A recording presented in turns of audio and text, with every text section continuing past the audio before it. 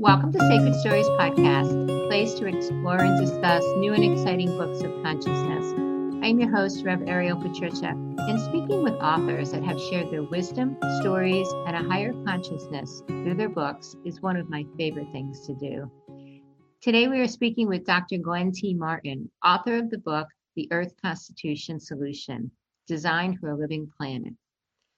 Dr. Martin is Executive Director of the Earth Constitution Institute and President of the World Constitution and Parliament Association, cooperating worldwide organizations that sponsor the Constitution for the Federation of Earth. Dr. Martin has traveled and lectured worldwide on behalf of the Earth Constitution and the philosophical foundations of emerging world law. He has received several international peace awards, including the GUSI, G-U-S-I, Peace Prize International in Manila, Philippines in 2013. For many years, Dr. Martin has been an outspoken opponent of war and imperialism.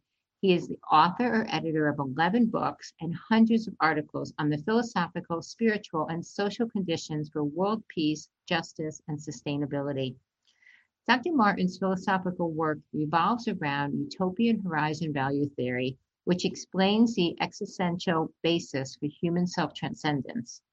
His latest book, The Earth Constitution Solution, Designed for a Living Planet, is what we will be discussing today. So welcome, Dr. Martin, to Sacred Stories. Thank you, Ariel. It's a pleasure to be here. It's a pleasure to have you, Dr. Martin, and it's a pleasure to really take a few moments and try to dive deep as much as we can into this incredibly important conversation, which you are broaching with your new book, The Earth Constitution Solution. So for our listeners, tell us an overview of what your book is about. Well, it's about the central theme is the climate crisis. And two of the chapters, 4 and 5, go deeply into the literature of the climate crisis. But my argument in the book is that we have to look at a comprehensive and total transformation of the way we think, the way we operate, and the way we coordinate with one another on this planet if we want to address that crisis, as well as all our other planetary crises that we're facing. So the general higher level perspective is that our current world system is set up with a system of nation states, which have autonomy over how they run their geographical boundaries. And what you're saying in the Earth Constitution Solution and through the world federalism movement is that nation states are still good. We're not saying that nation states go away. However, there needs to be a higher coordination that actually has some legal authority above a more comprehensive, coordinated authority above individual nation states. Is that correct? Yes, that's correct. That the nation state system, and the book goes into this in some detail, is inherently a war system. Every nation, except with the exception of one or two in the world, has a military, and they're worried about national security. And the big nations are imperialistic, as we know, and they invade and interfere with other nations. We're never going to solve our climate crisis unless we manage to really unite as a civilization on this planet, really work together. Buckminster Fuller called this synergy, right? He said if we get rid of this obsession with national differences, and even though we keep our nations, we need a global authority which will give us this kind of synergy to really address our fundamental problems. And so staying with the climate crisis as an amazing example, the current system of nation states gives control, specific countries control over very valuable world resources, such as Brazil has control over what happens in the Amazon. Many countries have control over the oceans that are outside their borders in regards to drilling or fishing or other things, mining that can that ultimately affect the world. Speak about that a little bit, because that is a big part of having this more global authority for the larger issues we face as a human race. Yes, the Constitution for the Federation of Earth, that is the background for the book, is an independent document. I didn't write it. It was written by hundreds of world citizens working together between 1968 and 1991, and it's a brilliant document. And that Constitution says that the fundamental resources of the Earth, that is the oceans, the atmosphere of the Earth, the tropical forests that give us 50% of all our oxygen, they belong to the people of Earth. They don't belong to sovereign nation states to do with these things what they want. And so your example of Brazil, for example, the people refer to Brazil as having the lungs of the earth. The huge Amazon basin is the lungs of the earth. And yet the government of Brazil, right now as we speak, is busy cutting down the lungs of the earth, developing it for industrial, for financial reasons, and so on. And this is true, of course, not just of Brazil, but of all nations, right? Every nation feels that it has this absolute autonomy over its internal resources. So the U.S., for example, had under Trump, got rid of much of the Clean Air Act and the Clean Water Act that had been passed during the 1970s, right? But that water and that air circulate worldwide. They're not just American property. They're part of our humanity. And the Earth Constitution makes it very clear that we won't be able to protect our planet unless we are united as a civilization and say, yes, this Earth, this ecosystem, this world belongs to all of us. It isn't the private property of China or Russia or the US or any other nation. It's such an important conversation, and the climate is at in the resources of our earth that all of humanity and all sentient beings require to live, right, is should be at the forefront, right? That truly, when we think about it, that these resources are controlled by nation states, is actually quite almost unbelievable. But there's some other very large issues as well. One of them is social inequality. How does the Earth Constitution, the document, and your book address, how does social inequality enter into this picture? Well, the book goes into the world system, as it has developed since the Renaissance. The world system as it developed since the Renaissance includes the global economic system, often referred to as capitalism, and the system of sovereign militarized nation states. And many thinkers and scholars that I've studied and I draw upon in the book have characterized this world system as a system of exploitation. The rich, right, today, as we know, 50% of the world's wealth belong to 1% of the world's population, right? Huge concentrations of wealth, and this wealth equals power, and this power allows them to continue to increase their own wealth through exploiting people and resources and governments worldwide. So this system of inequality is also a system of injustice and violence. And so the Earth Constitution is, and I articulate this in the book, the ways that it does this. The Earth Constitution is premised, as we saw a few moments ago, on the principle of unity in diversity, but it's also premised on our universal human dignity. Just as, for example, the UN Universal Declaration of Human Rights is premised on human dignity. But the Earth Constitution takes that universal dignity and translates it into legally enforceable rights to health care, to clean water, to clean air, to a sufficiency of funds so that nobody is living in extreme poverty, nobody is hungry, to quality food for everybody. It translates that dignity that has been recognized in these wonderful documents like the UN Declaration, but going back into history, it's recognized in the United States Constitution and so on.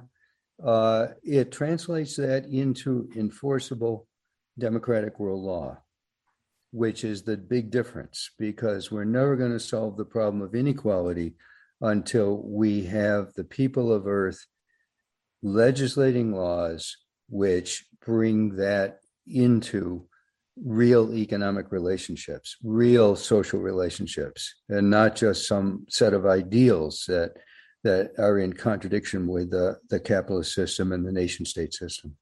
So does that make sense? It does, but Dr. Martin, part of the concern of opponents of the Earth Constitution or a higher governing body from a global perspective is the idea that it will just put control in fewer hands. Fewer people will have worldwide control. So in theory, in the highest vision of it, it sounds wonderful, right? Doesn't it? You know, the Earth's resources would be protected for all, social inequality would be addressed, something even like this pandemic we're in, people would have equal access to vaccines and so forth. Yes. In the highest vision, it's why wouldn't we do it? Opponents are concerned, though, that all highest visions are compromised by the humans that get control of them. So wrap up our discussion today by addressing that larger concern. How does the Earth Constitution address not having the global control fall into maybe a few hands that will then, make the situation worse? It's a good question, Ariel, and we've, of course, seen this question since the Constitution was founded. Even the authors of it 30, 40 years ago were addressing that question themselves. And right now, it would be difficult for the power on the earth to fall into fewer hands because, as I was saying a moment ago, the rich own 50% of all the wealth in the world. And those rich are the bankers, and they're the big corporations. They're people of power. They're the heads of nation states and so on. So the Earth Constitution divides the world into 1,000 electoral districts by population. And each of these districts, money does, according to the Constitution, money is not the determinant of campaign power, but each of the candidates in these districts will have the same space to give their agenda to the people, and they will be elected to the House of Peoples. So the Parliament has three houses: the House of Peoples, 1,000 people from around the world, every person on earth represented. It has a House of Nations. Every nation sends 1, 2, or 3 representatives to the House of Nations, depending on its population. So big nations like the United States would have 3 representatives in the House of Nations. And then it has a third house called the House of Counselors, which is elected in a special way by students and faculty from universities around the world to result in 200 people that they expect to be people of high education, high intelligence, high competence, experts in human rights, experts in the environment, and so on. It's designed to get some very wise people into the parliament. So you have some 1,500 people structured for diversity. It requires this diversity. And then under that world parliamentary system, the world executive, for example, operates. It's accountable to the parliament. So no agency, whether the world executive, the world judiciary, the world police and attorneys general, no agency is ever under the Constitution written by one person or run by one person. It's always a presidium of five. The Constitution requires that one be elected by the world parliament from each of the continental divisions of the world. So the five main continents of the world are represented in every department, every main agency of the Earth Constitution, and all of it is accountable to the world parliament. There is no president, for example, like there is in the United States, who has this executive power to declare an emergency and say, we're suspending constitutional rights and declaring a military emergency or whatever. There's no such power anywhere in the Constitution for any agency or any executive to do something like that. So, given that, and given a multiplicity of what we in the United States call checks and balances that are built into the Constitution, I've written articles about how this Constitution is probably one of the safest documents, most secure documents ever written for a government. It brings the people of Earth into power and makes sure that their representatives are concerned with the common good of everybody. And it takes steps to minimize human selfishness, it doesn't cover it up, but to mitigate human egoism and selfishness and manipulation and to make a real democracy available to the people of Earth for the first time in human history. So, Dr. Martin, yeah. Right. So your point is the Earth is already controlled by a handful of people. It's just not transparent, and it is not they're not necessarily working for the benefit of Earth, but more likely for the benefit of themselves, or from a capitalistic perspective in the worst way, because I'm not necessarily anti-capitalism, but in that it is benefiting a few instead of benefiting the Earth. So to the detriment of the Earth and the people and the benefit of a few. So your argument is that's already happening. However, it's not transparent. And so what the Earth Constitution is providing and what you are suggesting is that we can do it in a more collaborative, transparent holism, right? A whole world perspective that actually is looking at the benefit of Earth, all of humanity and all of the species that live here with us. Yes, and my argument includes the fact that uniting under this global democracy consciously, right? All of us decide, this is our planet. We need to organize a democratic government for that planet. That itself is going to help bring us to a higher level of maturity. So the present egoism and selfishness that's cultivated in many countries around the world is going to be mitigated. It's going to help us grow as a civilization and create a decent world for everybody through the Earth Constitution. Dr. Martin, in addition to people getting your book, The Earth Constitution Solution Designed for a Living Planet by Dr. Glen T. Martin, which is a substantial and very